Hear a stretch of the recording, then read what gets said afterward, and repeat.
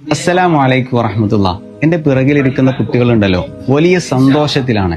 KG മുതൽ തുടങ്ങിയ കഠിന പരിശ്രമത്തിന് ശേഷം ഖായിദത്തുൽ നൂറാനിയ വളരെ ഭംഗിയായി അവസാനിപ്പിക്കുന്ന അവസാനത്തെ ക്ലാസ്സിലാണ് ഇവരുള്ളത്. ഒരു കുട്ടി ഹാഫിളാകുന്നതിന്റെ ആദ്യത്തെ ഘട്ടമാണ് നാദിറ കോഴ്സിലേക്ക് സെലക്ഷൻ ലഭിക്കുക എന്നുള്ളത്. ആ കോഴ്സിലേക്ക് സെലക്ഷൻ ലഭിച്ച കുട്ടികളാണ് ഇന്ന് എന്റെ പിറകിലിരിക്കുന്നത്. ഇവരുടെ ഈ അവസാനത്തെ ക്ലാസ്സിൽ എന്താണ് അവരുടെ ഉസ്താദ് അവർക്ക് പഠിപ്പിച്ചു കൊടുക്കുന്നത് എന്ന് നമുക്കൊന്ന് നോക്കിയാലോ. അസ്സലാമു അലൈക്കും വറഹ്മത്തുള്ളാ. വഅലൈക്കും അസ്സലാം വറഹ്മത്തുള്ളാഹ്. കുട്ടികളെ, നമ്മൾ പഠിക്കുന്നത് ഖായിദയിലെ അവസാന പാഠമായ അലാമാത്തുൽ വഖഫിലെ സക്തയെ കുറിച്ചാണ്. എന്താണ് സക്ത?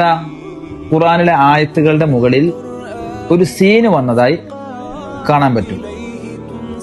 അതിനെയാണ് സക്ത എന്ന് പറയുന്നത്. ഈ സക്തയുടെ സീന് കണ്ടു കഴിഞ്ഞാൽ ശ്വാസം വിടാതെയുള്ള നേരിയ ഒരു നൃത്തം അവിടെ ആവശ്യമുണ്ട്. ഇതിനാണ് സക്തയുടെ നിയമം എന്ന് പറയുക. ഇനി അതിന്റെ 2 ഉദാഹരണങ്ങൾ നമുക്ക് നോക്കാം. സൂറത്തു മുത്തഫിഫീനിലെ ഒരായത്ത്,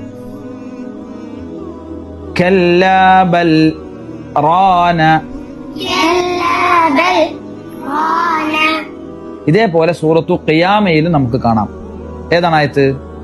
വഖീല മൻ റാഖ്.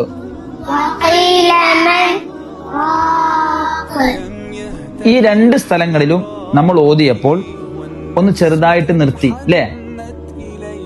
ഈ നിർത്തലിനെയാണ് സക്ത എന്ന് പറയുന്നത്. ഇവിടെ നമ്മൾ നിർത്തുമ്പോൾ നമ്മുടെ ശ്വാസം നിന്നു പോകാൻ പാടില്ല. ശ്വാസം വിടാതെ നിർത്തുകയും ശേഷം അടുത്ത ഭാഗം ഓതുകയും വേണം.